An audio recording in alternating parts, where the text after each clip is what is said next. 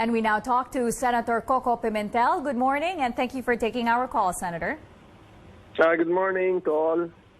Good morning, sir. Sir, how are you now after the change in Senate leadership yesterday? Speak to Labor Secretary Bello III. Good morning, Secretary, and thank you for taking our call. Sir, after the partial lifting of the ban, when are we going to see the total lifting of the deployment ban to Kuwait? Yeah. And I'm curious because, there's a lot of Filipinos, teens, you're 17 years old, and I'm sure a lot of kids out there also who dabble with their guitar, their piano, and try to write music. How do you get your song on Spotify? Is set to visit Benham Rise today. This is to commemorate the renaming of the undersea plateau to Philippine Rise. Joining the president are 50 Filipino scientists who will do research in the undersea region. And of course, the much anticipated wedding of Prince Harry and Meghan Markle is coming up this weekend. People have been talking about it. What can we expect from this royal wedding? Zolta Blante from Dartmouth College. Good morning and welcome to New Day. Good morning. How are you today? I'm good. How are you? Doing very well. It's my 46th day of travel out of 50, so I'm still smiling, so it's a good day. That's a really nice smile you got there. Well, talk to the new Tourism Secretary. Good morning, Secretary Berna Puya. Thank you for taking our call.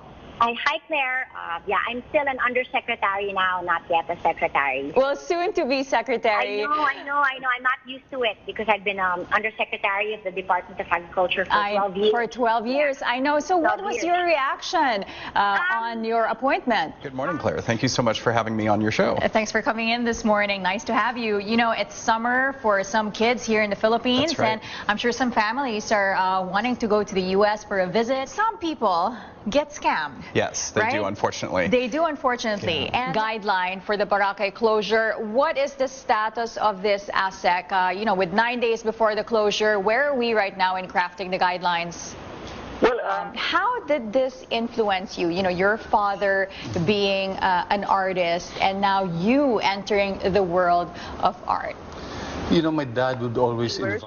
Ms. Ali, are there leads as to the identity of the passenger who forcibly opened an MRT train door? We are yet to receive. Transport Department says that charges will be filed against people who disrupt operations at the MRT, such as this incident. Now, how does the MRT management plan to implement this? Sir. Now, sir, on Boracay's closure, how many workers will be affected? At anong home plano ninyo sa mga workers? Ililipat ba sila? Yung Interpol, supposedly, sila yung nagsabi na they were able to capture the Lebanese and the Syrian national in Syria? Yes, ma'am. Okay.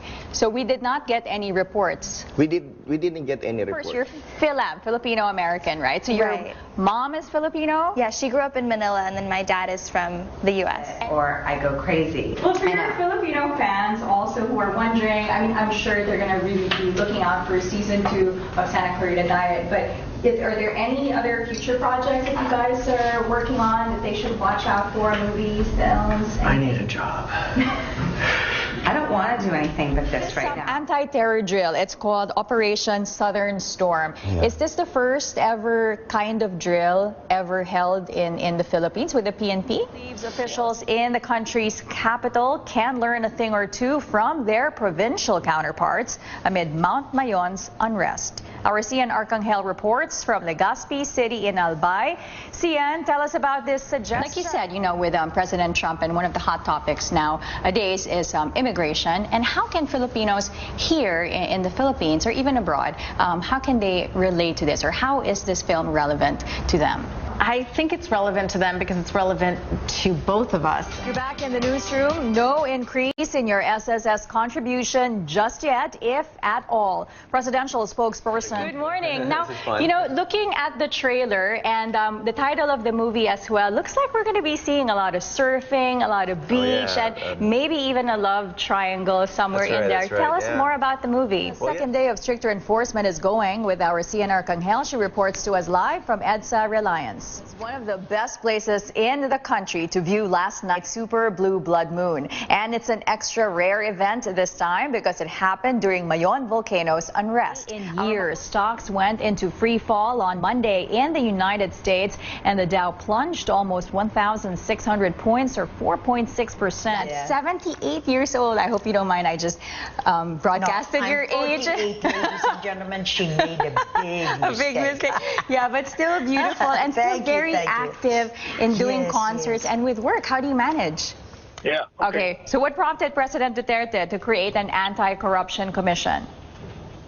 You may recall that Malakas ang mga nagiging pagulan sa Metro Manila at mga nearby provinces. Ano-anong paghahanda ang ginagawa ng NDRRMC para at least maging least ang effect nito sa mga kababayan natin? Tama ka dun, Claire, no? Now, William, today is the 100th birth anniversary of former President Ferdinand Marcos. Can you tell us what Diary of a Dictator is all about? Pops now, like in this generation specifically. Yes, yeah. What do they remember, or what really stands out for them when they hear Marcos and the Marcos era? Because this is the first avian flu outbreak in the Philippines, and we're trying to understand it even more. We're talking about affected fowls in San Luis, Pampanga. But for people who don't really understand, what exactly are fowls? What type of birds?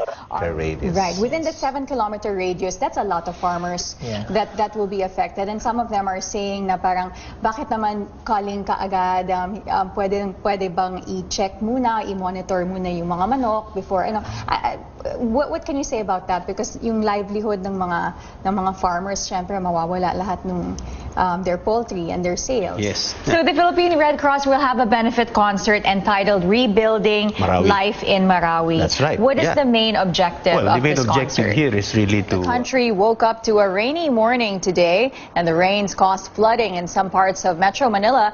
Let's get the latest from Ivy Saunar. Ivy, how's the flood situation? Weather Bureau Pagasa says it is monitoring a low-pressure area outside the country. What specifically in the entire speech do you think really stood out to the people? Now, after the speech, the president went out to speak with the protesters. What do you make of this gesture?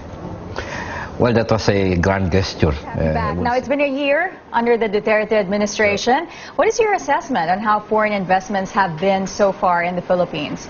Well, I You think mentioned some of those conditions that could be hampering some investors to come in and invest, but what about other conditions that could prevent greater interest in or affecting foreign investments here in the Philippines? Well, now, at the start of his term, the president had said that he will have an independent foreign policy. So how would you assess this policy and how it played out within the last year? On paper, you've said that the president is asking Congress to extend martial law in Mindanao for 60 more days. Can you tell us more about this? Yes, the magnitude 6.5 quake that hit Leyte and nearby areas. We now speak to Leyte Governor Dominic Petilla. Good morning, Gov. Gov, we've heard reports of over or hundreds of aftershocks since the earthquake struck yesterday. Kamusta naman kayo dyan sa Leyte? Mayor Richard Gomez, good morning. Thanks for taking our call, Mayor. Yes, good morning. We've heard reports of over 30 aftershocks since the earthquake struck yesterday. How are you all coping? This is a rare case because it's an incident within an incident. That's where right. you have an armed suspect roaming around plus a fire going on. So tell us more about this. Is this an isolated incident? Has it ever happened before?